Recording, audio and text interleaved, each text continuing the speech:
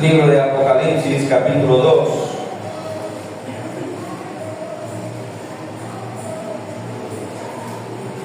Verso 1 al 5.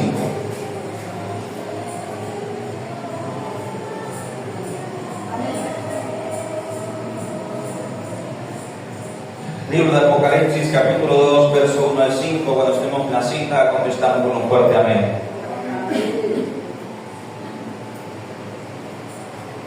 Vamos a leer la palabra de Dios con toda reverencia, en el nombre de Dios el Padre, de Jesucristo el Hijo, con la guianza del Espíritu Santo, y la iglesia responde, amén. Dice así la palabra de Dios en el nombre de Cristo Jesús. Escribe el ángel de la iglesia en Éfeso, el que tiene las 7 estrellas en su diestra, el que anda en medio de los 7 candeleros de oro, dice esto: yo conozco tus obras y tu arduo trabajo y paciencia, y que no puedes soportar a los malos, y has probado a los que se dicen ser apóstoles y no lo son, y los has hallado mentirosos, y has sufrido, y has tenido paciencia, y has trabajado arduamente por amor de mi nombre, y no has desmayado. Pero tengo contra ti que has dejado tu primer amor. Recuerda por tanto de dónde has caído y arrepiéntete y haz las primeras obras, pues si no, vendré pronto a ti y quitaré tu candelero de su lugar si no te hubieres arrepentido. Amén y amén. Gloria a Dios. Dale palmas al Señor. Les invito a sentarse por un momento, amados hermanos, amados iglesia. La enseñanza de hoy titula Vuelve a tu primer amor. Reitero, la enseñanza de hoy titula Vuelve a tu primer amor. Amada iglesia, los que han leído el texto de Apocalipsis en estos capítulos iniciales conocen muy bien que tiene que ver con un mensaje que Cristo el Señor envía a 7 iglesias principales de aquella época y de aquel entonces. Y este mensaje que acabamos de leer es el mensaje que Cristo el Señor envió a través del apóstol Juan a la iglesia en Éfeso, y el mensaje tiene que ver con lo siguiente. Cristo le dice por revelación al apóstol Juan: dile al ángel de la iglesia en Éfeso. Cuando dice al ángel es de una manera simbólica, le está diciendo: dile al pastor de la iglesia de Éfeso, al pastor de la congregación que está en la ciudad de Éfeso. ¿Y qué es el mensaje que Cristo le envía? ¿Cuál es la razón? ¿Cuál es el recado? El recado es nada más y nada menos que, número 1, reconocer que la iglesia de Éfeso es una iglesia forzada, porque dice que has trabajado arduamente por amor de mi nombre. Entonces aquí vamos a empezar a ver las características de la iglesia de Éfeso. ¿Cuáles eran las cualidades de esa congregación? ¿Cuáles eran las cualidades generales de esta congregación, de este pastor? ¿Qué es lo que el Señor resalta? Pero también qué es lo que el Señor de alguna manera condena o de alguna manera exhorta, reprende. Y lo primero que tenemos para decir, amada iglesia, es que la iglesia de Éfeso era una iglesia forzada, era una iglesia valiente, una iglesia que predicaba el evangelio, que evangelizaba, que ganaba almas, que visitaba a los enfermos, que iba a las cárceles, una iglesia que hacía la obra de Dios. Y dice la Escritura: esto dice el Señor, yo conozco tus obras, primero que has trabajado arduamente. Cuando dice trabajar arduamente, desde luego se refiere en el camino del Señor, en el ámbito espiritual. Una iglesia que trabaja arduamente es una iglesia que trabaja por ganar almas. Una iglesia que visita al enfermo, que visita al cautivo, que invita a la congregación a aquel que no le conoce, que le predica a aquel que está afligido. Una iglesia que trabaja arduamente es una iglesia que hace oración sin cesar, que hace ayuno, que busca a los perdidos. Una iglesia que trabaja arduamente es una iglesia que se esfuerza por hacer lo que agrada a Dios. Amén. Entonces, número 1, el Señor le dice,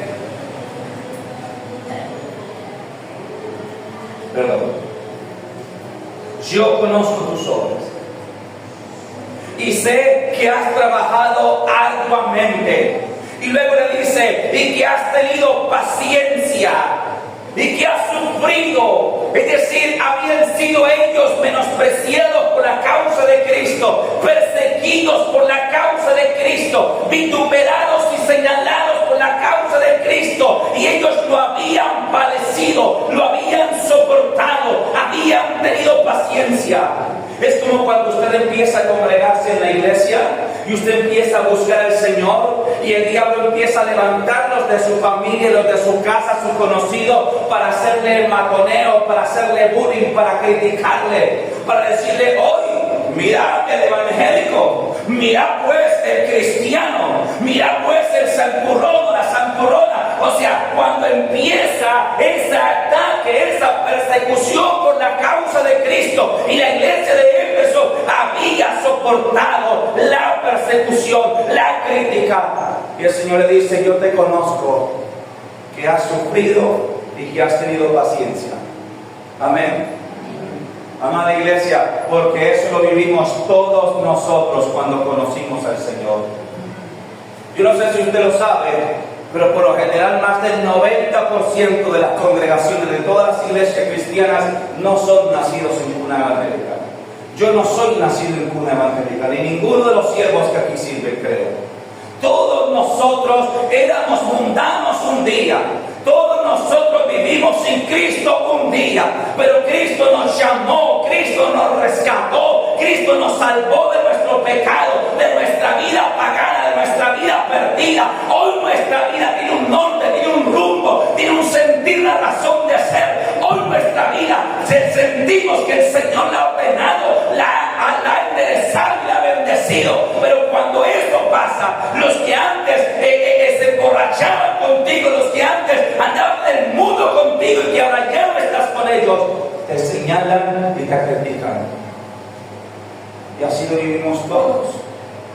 En mi casa, cuando yo empecé a buscar al Señor, muchos de mis parientes empezaron a burlarse de mí, a criticar de mí, empezaron a levantarse contra mí por causa del Evangelio de Cristo. Algunos me llegaron a decir que había traicionado a la familia. De ninguna manera, antes solo por mi familia. Y muchos de ellos ya han llegado al conocimiento del Señor. Pero la iglesia de Éfeso tiene una segunda virtud. Atentos aquí. Es que mire que la iglesia de Éfeso no era cualquier iglesia. No estamos hablando de una iglesia que uno dijera que fuera mala. Estamos hablando de una iglesia que más bien uno diría que tenía una buena calificación, una buena puntuación. Porque la segunda característica que podemos destacar en el día de hoy, en esta mañana, es que había sufrido y había tenido paciencia. Amén. Había soportado el escarnio, el vituperio, la persecución, la crítica. Lo había soportado, lo había sufrido y lo había hecho con paciencia. Qué buenas características. Pero aquí viene la tercera característica de la iglesia de Éfeso que leemos en el texto: que has probado a los que se dicen ser apóstoles y no lo son, y los has hallado mentirosos. Es decir, la iglesia de Éfeso retenía la sana doctrina. Llegaron hombres que decían ser apóstoles. Oh, que yo soy el apóstol fulano de tal, yo soy el apóstol, el profeta, el evangelista, no sé qué. Y ellos los pusieron a prueba. Has probado a los que se decían ser apóstoles y no lo son, y los hallaste mentirosos. O sea, ellos empezaron a medir a los tales apóstoles a la luz del parámetro bíblico. Porque todos los ministerios, para saber si son verdaderos, se pueden medir a la luz de la palabra. Por eso es que Cristo dijo lo siguiente: tened cuidado porque vendrán muchos lobos rapaces con vestido de oveja. Dijo Cristo: pero por sus frutos los conoceréis. ¿Por qué? Por sus frutos los conoceréis. Y la Biblia tiene el parámetro bíblico para uno aplicarlo y saber cuando un pastor es de Dios o no es de Dios. Cuando uno que se dice ser apóstol es verdadero siervo de Dios o está torcido. Eso no es difícil de identificar. Es más, aquí hago un paréntesis y digo, a todos Dios, todos los que están aquí, tienen algo, un regalo que Dios nos dio. Amén. Y es el uso de la razón. Amén. Y el uso de la lógica. Y cuando usted asiste a una iglesia, usted, y además de eso, el discernimiento que Dios da. Y cuando usted asiste a una iglesia, una congregación, sin usted conocer demasiado la Biblia, usted puede ver, usted puede sentir cuando si en esta iglesia se predica el evangelio por amor o si se hace por dinero. Porque tan sencillo como una iglesia donde se predica el evangelio por dinero, a ti te van pasando una bolsita para depositar tu ofrenda desde que entras en la iglesia. He conocido muchos casos así de hermanos que han llegado a nuestra congregación sin ánimo de hablar de ninguna congregación en particular, pero que me han dicho, pastor, yo fui a tal iglesia o fui a tal ministerio y desde que me saludaron en la entrada me pasaron un sobre para el diezmo. Otro dijo, yo fui una vez a ofrendar en una iglesia 2,000 pesos y me dijeron, no, aquí la ofrenda va de 10,000 para arriba. Entonces, no es tan difícil para uno poder saber, para uno poder discernir cuando se predica el evangelio por dinero a cuando se predica el evangelio por amor. Y la iglesia de Éfeso supo discernir, puso a prueba a unos que se decían ser apóstoles. Los puso a prueba. Amén. Y cuando los puso a prueba y los midió con el parámetro bíblico, con el parámetro de la palabra, entonces se dieron cuenta que no eran verdaderos apóstoles. Se dieron cuenta que no eran verdaderos siervos de Dios. Y además de eso, ellos tenían un ejemplo muy cercano que había sido el apóstol Pablo, el cual, teniendo derecho a no trabajar sino a dedicarse de completo a la iglesia, sin embargo Pablo trabajó con sus manos. No todo el tiempo, pero sí buena parte del tiempo de su ministerio. Y yo les he dicho, amada iglesia, para la gloria de Dios es un ejemplo que procuramos seguir aquí en este lugar. Hace 8 años que soy pastor de esta congregación y hasta el día de hoy también trabajo en el entorno secular. Por dar el ejemplo, amada iglesia. Y entonces la iglesia de Éfeso tenía como tercer punto, y para la gloria de Dios, que ellos retenían la sana doctrina. Y como ellos conocían la doctrina verdadera, el evangelio verdadero, pusieron a prueba, los midieron con la medición de la palabra a los que se decían ser apóstoles y se dieron cuenta que les faltaba. Entonces uno podría decir, qué buena la iglesia de Éfeso. Amén. Una iglesia que trabajaba arduamente por el evangelio. Una iglesia que trabajaba arduamente, que visitaba a los enfermos, que iba a las cárceles, que predicaba a diestra y a siniestra. Una iglesia que había soportado con paciencia y había sufrido por la causa del Señor y lo había soportado. Una iglesia que retenía la sana doctrina y que por causa de la palabra había probado a los que se decían ser apóstoles y los halló mentirosos y los expulsó de su congregación, porque no crea que esos se quedaron ahí. Pero luego viene la parte que al Señor no le gusta. Luego viene la parte que al Señor no le agrada. Y esa parte está en el verso 4. Lea conmigo el verso 4, por favor.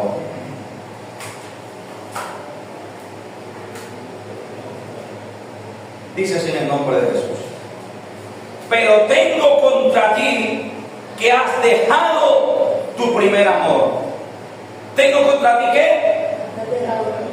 Pero tengo contra ti que has dejado tu primer amor. ¿Sabe qué significa esto? ¿Sabe que él estaba el Señor recalcando a la iglesia o reprendiendo a la iglesia que la iglesia había perdido la pasión por Cristo, que la iglesia había perdido ese enamoramiento de Cristo, que la iglesia había perdido ese gozo de reunirse, de congregarse como iglesia para el culto, que la iglesia ya no gozaba como antes, ya no se deleitaba en la presencia de Dios como antes, que ya no levantaban sus manos y lloraban en la presencia del Señor como antes, sino que ese gozo, esa presencia, ese ahínco, esa pasión se había perdido y habían quedado con un culto monótono y vacío. Eso es lo que pasa cuando una iglesia pierde el primer amor. Eso es lo que pasa cuando una iglesia pierde el fervor, la devoción por Cristo, que queda un culto monótono, un culto vacío. Y eso era lo que le había pasado a la iglesia de Éfeso. Y al Señor no le agradaba. O sea, tengo contra ti que has dejado de amarme, es lo que le estaba diciendo el Señor. Iglesia de Éfeso, yo te conozco. Yo conozco tus obras. Yo conozco que tú trabajas arduamente por mi causa. Yo conozco que has sufrido y que has tenido paciencia por mi nombre. Yo conozco que retienes la sana doctrina y que expulsaste a los falsos. Pero tengo contra ti que has dejado de amarme, que ya no me amas como antes. Y esto es grave,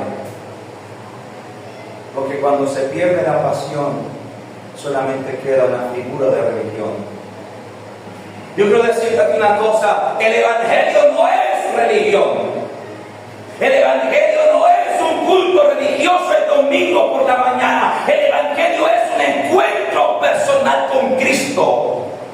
El evangelio es sufrir, es sentir, es vivir el encuentro con tu Creador y sentir que tu vida es transformada, es cambiada, renovada gracias a ese encuentro. Que tu vida cambia no porque el pastor me imponga, sino porque nace de ti. Yo conocí a Cristo a los 17 años. Hoy tengo 35, o sea, hace 18 años lo conocí. Y cuando yo conocí al Señor, hacía 2 años que yo venía, ¿cómo se diría?, festejando del mundo. A los 15 años yo empecé en lo que son fiestas, las novias, dormir y fornicar con ellas, probé cigarrillos, drogas, gracias a Dios nunca probé, pero yo venía escalando en eso del mundo, en lo que uno llama, dice, gozar el mundo o disfrutar la vida. Amada iglesia, pero cuando llega el Señor a mi vida, cuando llega Cristo a mi vida, amado hermano, amada hermana, amada iglesia, ahí es donde sufro una completa transformación. Y esa transformación se produce porque encuentro lo que aquí la Biblia registra como el primer amor, ese enamoramiento de Cristo. Cuando tú te enamoras de tu Señor, de tu Creador, que desde luego es un amor espiritual, sobrenatural. No estamos hablando de un amor carnal como cuando el hombre se enamora de su mujer, no. ¿Cómo es que dice el primer mandamiento de la ley de Dios? Amarás al Señor tu Dios sobre todas las cosas. Estamos hablando de ese amor.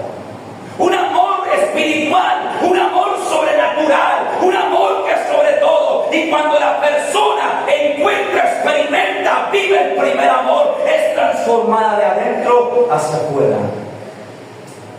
Dale gloria a Dios.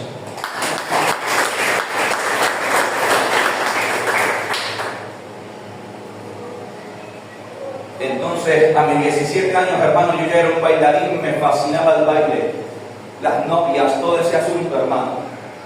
Pero cuando Cristo viene a mi vida y experimento ese primer amor, sencillamente toda mi vida fue transformada.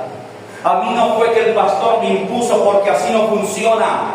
La gente afuera del mundo cree que es que el pastor te impone a uno. No, nace cuando tú tienes un encuentro con tu Creador. Y cuando ya conozco al Señor, cuando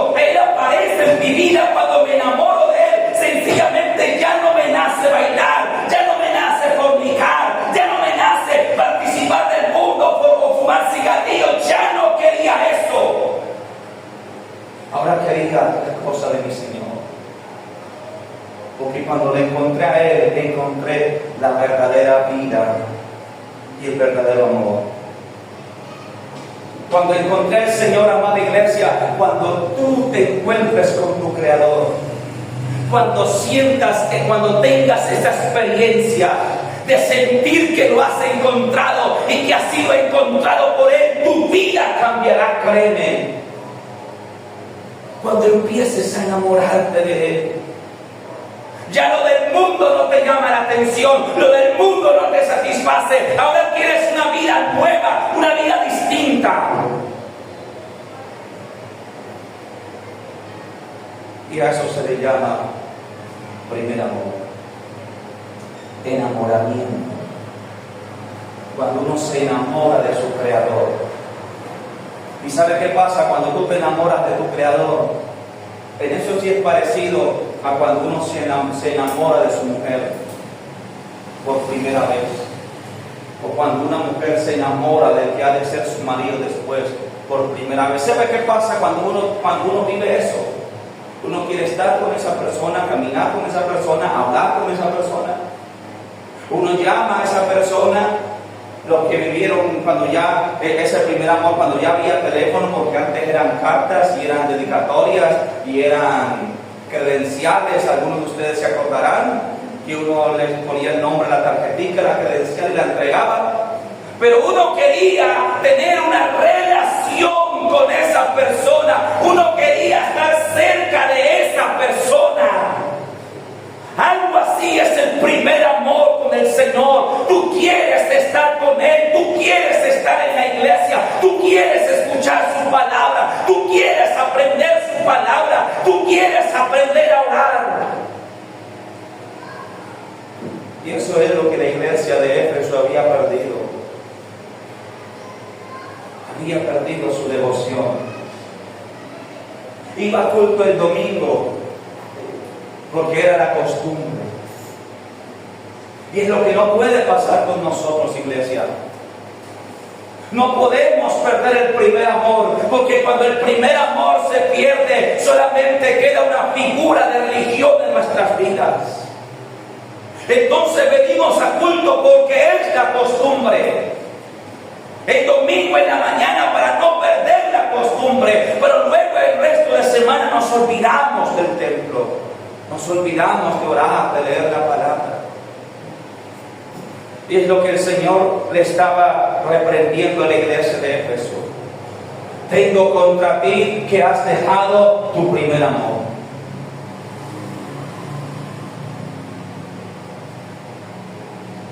Puse un texto aquí que decía: la iglesia mantuvo la doctrina y el celo por la palabra, pero ya no estaba el mover del Espíritu Santo. Eso es lo que pasa cuando la iglesia pierde el primer amor, y la iglesia de Éfeso lo había perdido. Cuando la iglesia pierde el primer amor, mantiene la doctrina, si esa es la doctrina, pero se pierde la pasión, se pierde la devoción.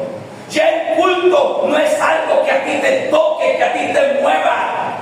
Es más bien una costumbre. Y yo quiero decirte, amada iglesia, no salgas de este lugar sin antes sentirte edificado, sin antes sentir que Dios ha hablado de tu vida, sin antes sentir que has tenido un acercamiento con tu Creador. Dale palmas a Dios. Aleluya.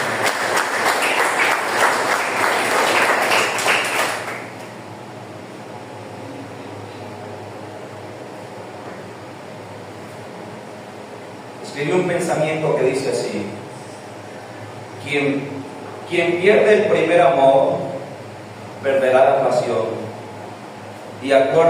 y quedará solo con la religión, la pasión por Cristo. Quien pierde el primer amor perderá la pasión por Cristo y quedará solamente con la religión. ¿Sabe cómo se acaban los hogares? Cuando la entrega se pierde, cuando el enamoramiento se pierde y solamente queda la monotonía de la costumbre, cuando ya no hay más palabras bonitas, cuando ya no hay más detalles, cuando ya no se saca tiempo para hacer una salida el fin de semana, Cuando ya no hay tiempo para conversar, cuando ya no hay tiempo para ir al parque, para ir al cine o para ir a un río, cuando ya se empieza a dejar estas cosas, cuando ya no hay tiempo para la pareja porque todo lo absorben los hijos, entonces poco a poco se pierde el primer amor y queda la monotonía. Yo quiero decirte que muy parecido pasa en nuestra relación con Cristo. Cuando ya no hay tiempo para venir a la iglesia, cuando todos son afanes, cuando todos son preocupaciones, cuando todos son ides y venires, se va a ir desgastando y menguando tu pasión por Cristo. Y va a llegar la tibieza espiritual. Y después de la tibieza viene el desánimo, y con el desánimo posiblemente terminas fuera de la iglesia. Porque cuando el desánimo llega, entonces ya nada te parece bien, todo te parece mal. Cuando el desánimo entra en tu corazón, tú vas a empezar a ver todo lo malo de la iglesia. No es que los hermanos no saludan, no es que el pastor grita mucho, no es que tal cosa, es que la silla estaba mal puesta, es que esto, es que el otro, y terminas fuera de la iglesia. Y la verdad es que la culpa no fue de la iglesia, porque perdiste tu primer amor. Con el primer amor vino la tibieza, con la pérdida del primer amor vino la tibieza espiritual, y con la tibieza espiritual, donde ya no te congregabas frecuentemente, sino solo los domingos, o sea, te pegó esa enfermedad crónica que algunos pastores llaman la dominguitis aguda. Poca congregación. Y después de la dominguitis aguda viene el desánimo, y con el desánimo terminas fuera. Pero ¿sabe qué es lo más triste? Que nunca tienen la sinceridad de decir, es que yo me desanimé. No, dicen, yo me fui de esa iglesia porque el pastor tal cosa. Yo me fui de esa iglesia porque los hermanos tal cosa. Yo me fui de esa iglesia por cualquier otra cosa. Pero vamos a ver el antídoto. Porque yo he dicho muchas veces que la palabra de Dios y el predicador debe ser como una especie de doctor donde diagnostica la enfermedad, pero asimismo se receta la medicina, el tratamiento. Amén. Y en el verso 5 vamos a encontrar lo que llamaríamos el tratamiento, la medicina con la cual se cura esa enfermedad espiritual. Amén. ¿Cuántos dicen amén? Amén. Vamos a retomar el verso 5.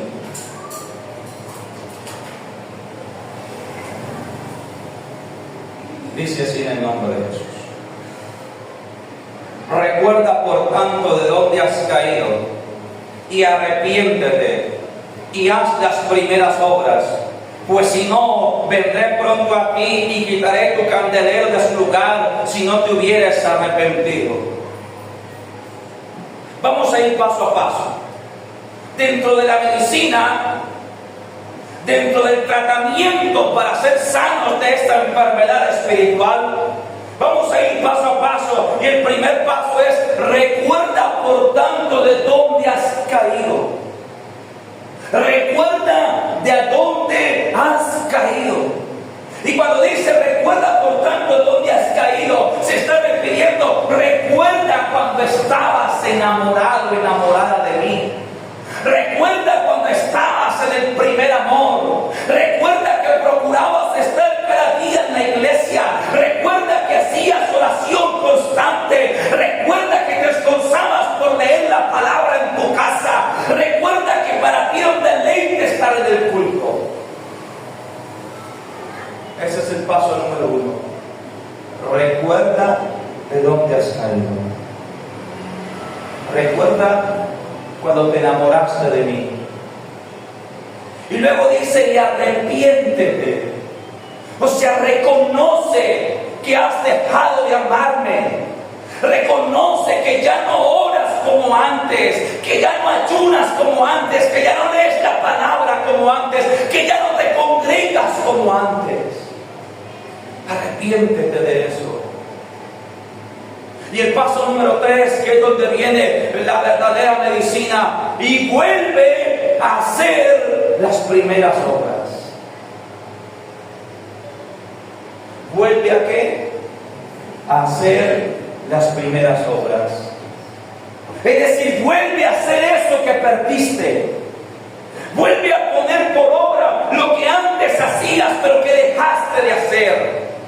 O sea, vuelve a congregarte frecuentemente, vuelve a orar, vuelve a ayunar, vuelve a leer la palabra, vuelve al culto, vuelve a la iglesia. Así se avivará la llama. Así regresará el primer amor. Y tiene lógica, y tiene razón, porque así es como se recupera el amor. Ustedes no han visto cuando un hombre siente que ha perdido a su esposa, lo que hace. Hay un hogar y el hombre siente que ya perdió a su esposa, la mujer le dijo: no quiero nada más con usted, esto. Ustedes no han visto lo que el hombre hace cuando quiere recuperar a su esposa. ¿Sabe qué hace el hombre? Vuelve a hacer lo que antes hacía, pero que dejó de hacer. O sea, vuelve a invitarla a comer, vuelve a sacarla, vuelve a comprarle vestidos, a comprarle zapatos, vuelve a decirle: venga, yo le sobo las piernas, que debe estar cansada, vuelve a decirle que está bonita, que está hermosa, vuelve a tratar de conquistarla, porque él sabe, su subconsciente le dice que de esa manera se reconquista y que de esa manera se retoma el primer amor. Es muy parecido con el Señor. Vuelve a hacer lo que dejaste de hacer. De esa manera volverás a enamorarte del Señor. De esa manera volverás a entrar en ese fuego del Espíritu Santo. Así que, para ir finalizando, la medicina el Señor la da en 3 pasos. Primero, acuérdate de dónde has caído. Acuerda lo que antes hacías cuando estabas enamorado de mí y dejaste de hacer. Arrepiéntete, reconoce que dejaste de hacerlo. Y tercero, vuelve a tus primeras obras. Y termina el Señor haciendo una advertencia: pues si no lo haces, vendré pronto a ti y quitaré tu candelero de su lugar. Eso es como el marido que está perdiendo a su mujer. Si no hace eso, si no vuelve a las primeras obras, ¿qué va a pasar? La va a perder. Si ve que está perdiendo su hogar, que está perdiendo su mujer y no se inmuta, ¿qué va a terminar pasando? Pues la va a perder definitivamente. Y lo mismo está diciendo aquí el Señor: vuelve a hacer tus primeras obras, porque si no, vendré pronto a ti y quitaré tu candelero de su lugar si no tuvieras arrepentido. Significa, me perderás por completo. Perderás el llamado, el propósito. Así que, amada iglesia, termino la prédica con esto: vuelve a tu primer amor. Necesitamos volver a enamorarnos del Señor, porque si es bueno volver a reactivar el amor en un hogar, cuánto más con el Creador, cuánto más si de allí emana todas las cosas. Hasta aquí la palabra de Dios en esta mañana. Padre,